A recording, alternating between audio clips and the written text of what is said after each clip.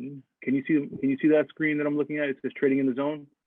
Okay, cool. So yeah, trading in the zone. Mark Douglas, shout out to him. He did a great job, I believe, in creating a book that allows us to kind of have a deeper look into our identity as investors, traders, but also just as people. Always looking forward to opportunities to engage with thought-provoking books. So this is one of them. And so this is just part 2 of what I shared before, and this covers chapters 5 through 11. At the end of the book, there's an attitude survey. It's interesting. You should take it. It's you might be surprised with your results. So there's on page 120, there was a quote that was out there, and I'll just read it. It says, "In fact, trading is probably the hardest thing you'll ever attempt to be successful at. That's not because it requires intellect, quite the contrary, but because the more you think you know, the less successful you'll be. So the more you think you know, the less successful you'll be. Trading is hard because you have to operate in a state of not having to know, even though your analysis may turn out at times to be perfectly correct. To operate in a state of not having to know, you have to properly manage your expectations." I feel like that's a life lesson too, about manage your expectations, because if you think you got it all right all the time, then when that hammer drops on you, like I think my brother Scott shared early on, like everything set up, it looked right. Walmart looked like it was set up to do well, and then boom, drop. You know, there are many people who invested into Facebook, and Facebook took a massive hit. Like I mentioned, I had invested in Apple in an options contract, and they beat earnings. They did everything right that you would anticipate of a company, but the market sentiment was in a different place, and so that also caused that trade to not do so well. But again, also it showed me that I was operating outside of my framework. Another topic. Again, you can take a note of this too. If something resonates with you, hold that thought. When I go through it, we'll come back and we'll share on the other end of it. But on page 88, the author said, "When we expect to be right, any information that doesn't confirm our version of the truth automatically becomes threatening. Any information that has the potential to be threatening also has the potential to be blocked, distorted, or diminished in significance by our pain, our avoidance mechanism." So you could take, you could have this very narrow view of what right is, and I'm sure some of you experienced this as I have, and you think you got everything lined up, and then boom, something transitions or changes. As one of our brothers shared, there are people who short the market, there are people who do all types of things, and that will impact your analysis. And so what was fascinating about reading this book is that in the face of fear or pain, traders tend to become more market analyzers than actually participating in the trade, because people are looking for more confirmation to what they believe. Okay, so I want everyone just to pause for a second and put a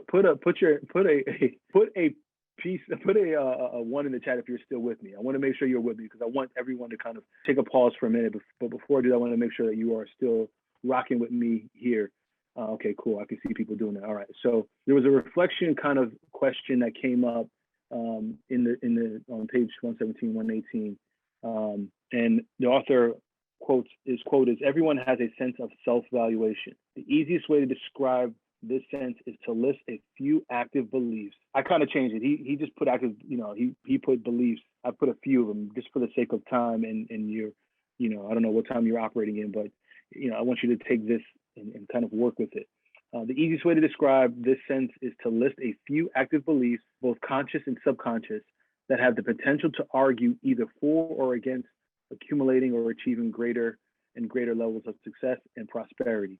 So what the author is asking us to do is to think about the thoughts that have been ingrained in us, things that people have, have given us, and think about those ideas, all right?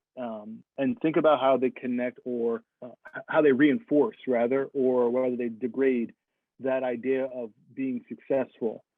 Because it's important to identify the thoughts that are counterproductive to your success or your growth, right? If I take into account the principal who told me I was never going to be nothing, or the teachers who in my past who have had, shared, some crazy things, about a 7th grader, an 8th grader, and I allowed those thoughts to continue to, be a part of my identity, or be a formative part of my growth, then I will always kind of be self-sabotaging, right? Like I will always kind of hold on to these memories, and every time that I think about growth, it could almost like prompt up that unworthiness that they try to instill in you. We have to be mindful too.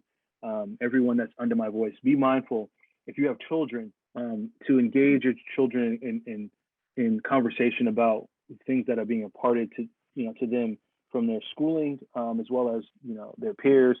Just open dialogue, because you'll be surprised as to what they will tell you and what has been said to them in school, willingly or unwillingly, consciously or subconsciously. But it's important to kind of have those conversations so that we can break down strongholds and stereotypes and oppressive language that is forced upon our children and also on us. How many of you have been in workplaces where I think everyone gets a performance review, and you could be doing an amazing job, but because someone doesn't want to give you a raise, they'll slant that review to mean something that is maybe a little bit outside of really your true performance. If you've ever worked in retail, you know that happens all the time.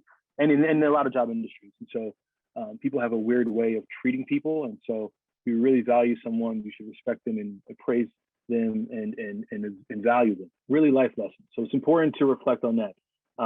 So think about the things, the beliefs and the things that have been passed upon to you, and how they correlate with your success or your lack thereof success, and make sure that you ask yourself, what those thoughts are and why they still exist, and come up with a strategy to deal with them. Ooh, this was a long one, but I thought it was dope. And we talked about some of this in our conversation.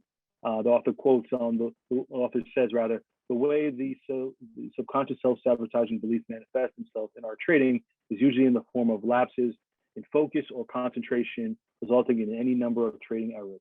So if you're in the space where you're trading or you're doing something in whatever it is, it doesn't even have to be trading. It could be, you're in a meeting, and if you have these lapses of judgment at some point, then you know that there is something that's it's working itself into your ability to perform to your best of your ability. Some of the errors that he highlights is putting a buy for a sell, or vice versa, or allowing yourself to give in to distracting thoughts that compel you to leave the screen only to find out when you return that you've missed the big trade of the day.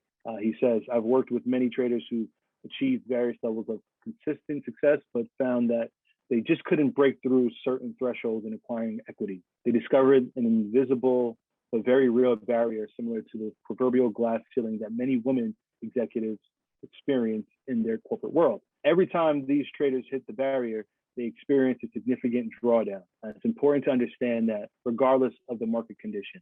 So it wasn't the market that impacted them more so than it was the distracting thoughts and ideas that may have laid dormant, or that have been pressed upon them, or the environment in which you are executing a trade in.